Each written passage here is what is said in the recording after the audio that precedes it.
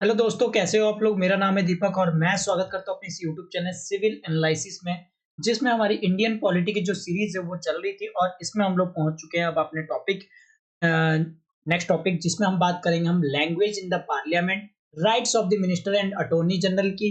और इसके साथ साथ हम बात करेंगे लैंड डक सेशन की। और इसी के साथ ही हमारा जो सेशन ऑफ पार्लियामेंट है वो पूरी तरीके से यहाँ पे क्या हो जाएगा, खत्म हो जाएगा। ठीक है, जो सेशन ऑफ द पार्लियामेंट है वो हमारे यहाँ पे पूरी तरीके से जो है खत्म हो जाएगा। ठीक है, तो चलिए शुरुआत करते हैं टॉपिक को।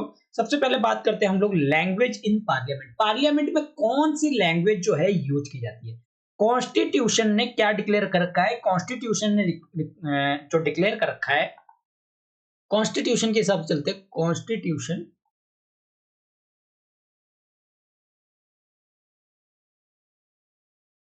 डिक्लेयर्ड, कॉन्स्टिट्यूशन ने क्या डिक्लेयर कर रखा है भैया। कॉन्स्टिट्यूशन ने कह रखा है कि हिंदी और इंग्लिश जो होगी वो कहीं ना कहीं पार्लियामेंट की लैंग्वेज होगी। और जो भी ट्रांजैक्शन, लैंग्वेज तो नहीं, पार्लियामेंट की जो भी बिजनेस होंगे या जो भी ट्रांजैक्शन होंगे बिजनेस के, वो सारे किस में होंगे, हिंदी एंड इंग्लिश में होंगे। ठीक है, सारी चीजें हिंदी और इंग्लिश में होगी। Transaction, business, business. ठीक है, तो ये चीज बता रखी है आपके कॉन्स्टिट्यूशन में। ठीक है, चलिए आगे बढ़ते हैं। जबकि जो प्रिसाइडिंग ऑफिसर है, ठीक है, यानी कि जो प्रिसाइडिंग ऑफिसर है, अगर कोई ऐसा मेंबर कहता है कि भाई मैं मदर टंग का करना चाहता हूं। ठीक है, मेंबर क्या चाहता है, मेंबर कहता है कि मैं अपने मदर टंग में ही बोलना चाहता हूं। जैसे कि मान लीजिए कोई साउथ से आया, ठीक है, जिसको हिंदी नहीं आती है, इंग्लिश नहीं आती है, तो यहाँ पे प्रिसाइडिंग ऑफिसर जो है वो मेंबर को क्या कर सकता है, परमिट कर सकता है। किस चीज के लिए भैया, परमिट कर सकता है कि आप जो है किस चीज में बोलिए, आप मदर टंग में जो है बोल सकते हैं। ठीक है, ठीक है, मदर टंग में जो है बोल सकते हैं। ये हुई। ठीक है, तो ऐसा कौन कर सकता है, आपके प्रिसाइडिंग ऑफिसर ही क्या कर सकते हैं, ऐसा अनुमति दे सकते हैं। दोनों हाउसेस में, यानी कि लोकसभा में और राज्यसभा में जो फैसिलिटीज है वो कहीं ना कहीं अवेलेबल भी है इस चीज को, कि अगर कोई अपनी लैंग्वेज में बोलना चाहेगा, मदर टंग में बोलना चाहेगा, तो यहाँ पे लोकसभा और राज्यसभा दोनों में ही ऐसी फैसिलिटीज है कि वो क्या करे, इंटरप्रीट को रख सके, यानी कि इंटरप्रिटेशन ऑफ स्पीच जो है वो कर सके। कोई भी लैंग्वेज का इंटरप्रिटेशन कर सके, एनी लैंग्वेज। लेकिन लेकिन यहाँ पे क्या बताया गया, ये एनी लैंग्वेज का मतलब वो सारी लैंग्वेज जो आपके शेड्यूल्ड 8 में जो है, 8th शेड्यूल में जो है दे रखे हैं, 8th शेड्यूल में जो दे रखे हैं उन्हीं के लिए ही क्या किया जा सकता है, आपके जो है इंटरप्रेट करने के लिए रखा जा सकता है। अगर कोई मेंबर, ठीक है, कोई एड्रेस करना चाहता है हाउस को, जो कि लैंग्वेज, जो कि इंटरप्रिटेशन जो फैसिलिटीज है वो अवेलेबल नहीं है, तो यहाँ पे अगर मान लीजिए मेंबर है और वो किसी लैंग्वेज में बोलना चाहता है, लेकिन उस लैंग्वेज का इंटरप्रिटेशन जो है, इंटरप्रेटर जो है वो नहीं है। ठीक है, इंटरप्रेट करने वाला जो है, इंटरप्रिटेटर जो है वो फैसिलिटीज नॉट अवेलेबल। तब यहाँ पे क्या हो सकता है कि भाई यहाँ पे जो मेंबर है वो क्या कर सकता है, जो भी आपके ट्रांजैक्शन है, यानी कि जो भी बिजनेसेस वगैरह, वो जो भी चीज स्पीच वगैरह बोल रहा है, स्पीच वगैरह को क्या करेगा, स्पीच वगैरह जो भी है उसको, उसकी जो ट्रांसलेशन कॉपी है वो पकड़ाएगा। ट्रांसलेशन कॉपी जो है वो पकड़ाएगा किस लैंग्वेज में, हिंदी या फिर इंग्लिश लैंग्वेज, किसी एक लैंग्वेज में जो है पकड़ा सकता है, या दोनों लैंग्वेज में भी प्रोवाइड करा सकता है। ठीक है, अगर कोई मेंबर चाहता है किसी लैंग्वेज में बोलना, बट उसके लिए कोई इंटरप्रिटेटर जो है वो नहीं है, तो यहाँ पे वो जो स्पीच देना चाहता है उसके लिए वो ट्रांसलेटर कॉपी जो है वहां पे पकड़ा सकता है। हालांकि जो इंग्लिश है वो कहीं ना कहीं फ्लोर ऑफ लैंग्वेज से क्या किया गया है, डिसकंटिन्यूएट किया गया है। कब?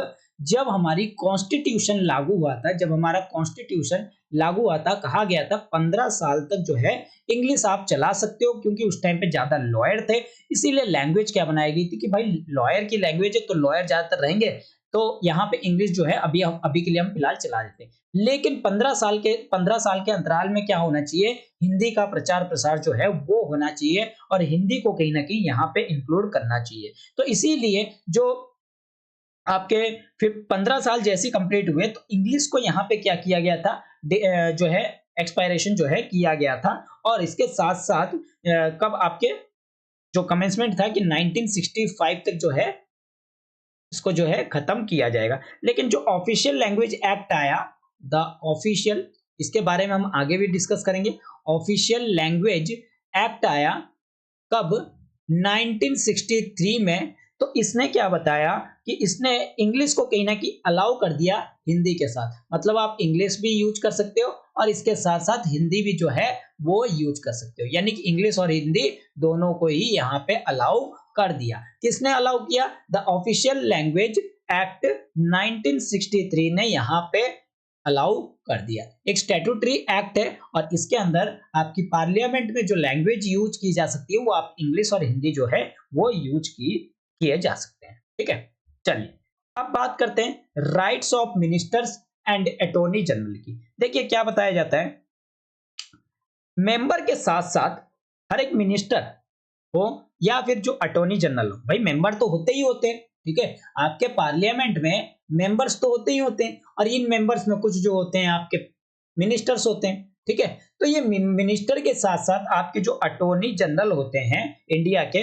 उनके पास भी क्या है, आपके राइट्स है कि वो पार्लियामेंट की जो सेशन हो रहा है उसमें पार्टिसिपेट कर सकते हैं। ठीक है, यानी कि जो पार्लियामेंट में सेशन हो रहा है उसमें क्या कर सकते हैं, आपके अटॉर्नी जनरल क्या कर सकते हैं, पार्टिसिपेट कर सकते हैं। ठीक है, पार्टिसिपेट कर सकते हैं। और यहाँ पे स्पीच भी, यानी कि कुछ भी बात जो है, राइट टू स्पीक भी इनको जो है दिया गया है। राइट टू स्पीक यानी कि बोलने का अधिकार भी इनको जो है अटॉर्नी जनरल को जो है दिया गया है। प्रोसीडिंग में पास जो प्रोसीडिंग में जो भी प्रोसीडिंग होती है उसके साथ पार्ट करने का भी, यानी कि उनके साथ उसका हिस्सा बनने का भी इनको जो है अधिकार दिया गया है। ठीक है, और ये दोनों हाउसेस में दिया गया है, चाहे वो लोकसभा हो चाहे वो राज्यसभा हो, दोनों ही हाउसेस में ये चीजें प्रोवाइड की गई है। राज्यसभा हो, दोनों ही चीजों में इन चीजों को दिया गया है। ठीक है, इसके साथ साथ कोई भी ज्वाइंट सिटिंग होती है, दोनों हाउसेस की कभी भी ज्वाइंट सिटिंग होती है या पार्लियामेंट की जो कमेटी होती है जिसमें मेंबर्स होते हैं, बिना जो भी मेंबर्स होते हैं अगर वो बैठते हैं, यानी कि ज्वाइंट सिटिंग वगैरह होती है या कभी पार्लियामेंट्री मीटिंग वगैरह होती है, ठीक है, तो इनमें भी आपके अटॉर्नी जनरल जो है वो क्या कर सकते हैं, बैठ सकते हैं। बस इनको जो है वोटिंग का अधिकार नहीं है, बोल सकते हैं, सब कुछ कर सकते हैं, बट वोटिंग का अधिकार जो है वो नहीं है, वोटिंग नहीं कर सकते। ठीक है, ये जो चीजें दी गई है कि भाई ये जो दो रीजन दिए, इनके लिए दो रीजन दिए गए, ठीक है, कॉन्स्टिट्यूशन के प्रोविजन में ये दो रीजन दिए गए। पहला चीज, एक मिनिस्टर जो है वो प्रोसीडिंग में पार्ट ले सकता है। ठीक है भैया, हमने मान लिए, तो वो मेंबर भी हो सकता है और नहीं भी हो सकता है, यानी कि यहाँ पे आपके जो मेंबर है, मेंबर जो है वो क्या हो सकता है, मिनिस्टर बन सकता है। ठीक है, कोई भी मिनिस्टर बन सकता है, यानी कि मेंबर जो है वो तो मिनिस्टर बन सकता है, बल्कि इसके अगर कोई आउटसाइडर भी है तो उसको भी क्या किया जा सकता है, मिनिस्टर बनाया जा सकता है। और कितने महीने के लिए बनाया जा सकता है भाई, 6 महीने के लिए। मेंबर तो मिनिस्टर बन सकते हैं भाई जितने टाइम के लिए, लेकिन जो मिनिस्टर होते हैं उनको सिर्फ कितने महीने के लिए, 6 मंथ के लिए क्या करना पड़ेगा, मिनिस्टर बनाया जा सकता है और उसके बाद उनको दोनों हाउस में से किसी एक हाउस में चुन के आना पड़ेगा। तब एक बार बताइए, एक आउटसाइडर को अगर आप मिनिस्टर बना रहे हो तो 6 महीने तक अगर वो मेंबर नहीं है तो क्या उसके पास अधिकार नहीं है कि वो आपके जो भी आपके पार्लियामेंट्री सेशन होते हैं उनमें बैठ के उनमें सारी चीजें डिस्कस करे, क्योंकि भाई वो मिनिस्टर है इस टाइम पे, भले ही 6 महीने का है लेकिन मिनिस्टर है तो वो सारी प्रोसीडिंग को क्या कर सकता है, अटेंड कर सकता है, क्योंकि इंपॉर्टेंट, मान लीजिए इसी मिनिस्टर को ही पीएम बना दी जाए और पीएम ही जब अपनी मीटिंग अटेंड ही नहीं कर सकते तो फायदा क्या है, जब सेशन ही अटेंड नहीं कर सकते, जो भी फैसला है वो नहीं ले सकते तो फायदा क्या है। तो इसीलिए कोई भी आउटसाइडर है अगर वो मिनिस्टर है तो उसको 6 महीने तक मिनिस्टर बने रहने का अधिकार है। तो वहां पे जो है यहाँ राइट्स है मिनिस्टर की कि वो यहाँ पे क्या कर सकता है, आके सारी चीजें कर सकता है, ठीक है, बशर्ते कि उसको वोट देने का अधिकार नहीं मिलेगा, वोट देने का अधिकार कब मिलेगा, जब वो मेंबर बनेगा आपके हाउस का, ठीक है। दूसरे शब्दों में कहे तो एक मिनिस्टर जो है वो बिलोंग करता है आपके लोकसभा में और पार्टिसिपेट जबकि कर सकता है राज्यसभा में, यानी कि अगर कोई मिनिस्टर है वो अगर लोकसभा का मेंबर है तो वो क्या कर सकता है, राज्यसभा में जो है आपके पार्टिसिपेट कर सकता है, और राज्यसभा का मेंबर है तो वो लोकसभा में पार्टिसिपेट कर सकता है। अदर बस वोटिंग का अधिकार जो है उसके अपने रिस्पेक्टिव हाउस में ही होंगे। अगर लोकसभा का वो मेंबर है तो लोकसभा में ही वो क्या कर सकता है, वोटिंग कर सकता है। अगर वो राज्यसभा का मेंबर है तो राज्यसभा का ही मेंबर होते हुए वो राज्यसभा में ही वोटिंग करेगा, ठीक है। पहली कंडीशन ये बताई जाती है। दूसरा कंडीशन क्या बताया जाता है, दूसरा कंडीशन एक मिनिस्टर जो मेंबर नहीं है दोनों हाउस का लेकिन वो सभी प्रोसीडिंग में क्या कर सकता है, हिस्सा ले सकता है, और यहां तक कि जैसे मैंने बताया कि वो 6 महीने के लिए सिर्फ क्या होता है, मिनिस्टर होता है, और या तो उस 6 महीने के बाद जो है उसको क्या होना पड़ता है, दोनों में से या लोकसभा हो या राज्यसभा हो उन दोनों में से किसी हाउस का एक मेंबर जो है बनना पड़ता है, अदरवाइज उसकी मिनिस्ट्री जो पोस्ट है वो छीन जाएगी, ठीक है। चलिए आगे टॉपिक की बात करते हैं। अगला टॉपिक है लैम डक सेशन। क्या होता है भाई लैम डक सेशन, ये थोड़ा सा समझने की बात है। देखिए कोई भी लास्ट सेशन होता है, ठीक है, जैसे यहाँ पे एक लोकसभा चल के आ रही है 2019 से 2024 में, ठीक है, 2024 में नई लोकसभा चुनी गई, कब तक के लिए, 2029 के लिए। तो जो लोकसभा 2024 में खत्म होने वाली उससे पहले एक लास्ट सेशन होता है, लास्ट सेशन होता है, ठीक है। और ये जो लास्ट सेशन होता है जिसमें आपके कौन पार्टिसिपेट करते हैं, जो पुराने 2019 वाले जो मेंबर है वो पार्टिसिपेट करते हैं। तो जो लास्ट सेशन प्रोसीडिंग होती है लोकसभा को, और उसके बाद एक नई लोकसभा की जो सीटें हैं, एक नई लोकसभा यानी कि 2024 में एक न्यू लोकसभा जो है वो कहीं ना कहीं क्या होगा, चुन के आएगा, ठीक है। और उनमें जो मेंबर, क्योंकि लास्ट सेशन हुए हैं उनमें कुछ मेंबर होंगे, ठीक है, 1 2 3 4 इस तरह के मेंबर है भैया। तो न्यू लोकसभा में भी 1 2 3 4 मेंबर, 4 मेंबर है, ठीक है। अब मान लीजिए जो पहला मेंबर है वो दोबारा भी चुन के आ गया, तो तीसरा मेंबर है वो दोबारा चुन के आ गया, चौथा मेंबर जो है वो भी दोबारा चुन के आ गया। लेकिन यहाँ पे क्या हुआ, जो दूसरा मेंबर है वो क्या हुआ, दोबारा चुन के नहीं आया, उसके जगह पे कोई नया पर्सन जो है आके बैठ गया। तो इस पर्सन को हम लोग क्या कहेंगे, यानी कि जो सेकंड पॉइंट पे जो पर्सन है उसको हम लोग क्या कहेंगे, यहाँ पे सेकंड नंबर पे जो पर्सन है उसको हम लोग लैम डक जो है कहेंगे, ठीक है। यानी कि जो बत्तख है वो लंगड़ा हो गया, ठीक है, कि वो दोबारा री इलेक्ट नहीं हो पाया। तो एक घटना हुई थी 1957 और आपके 1962 में। क्या हुआ था, देखिए जब जनरल इलेक्शन हो रहे थे लोकसभा के, तो यहां पे 3 सेशन जो है न्यू लोकसभा के होने थे, in addition to 3 Lok Sabha of the new Lok Sabha. जो एक सेशन है, ठीक है, लोकसभा की प्रोसीडिंग से, वो इलेक्शन से पहले हुए थे। एक सेशन जो है वो इलेक्शन इस डेट को, इलेक्शन से पहले एक सेशन हुआ था, ठीक है, एक सेशन हुआ था।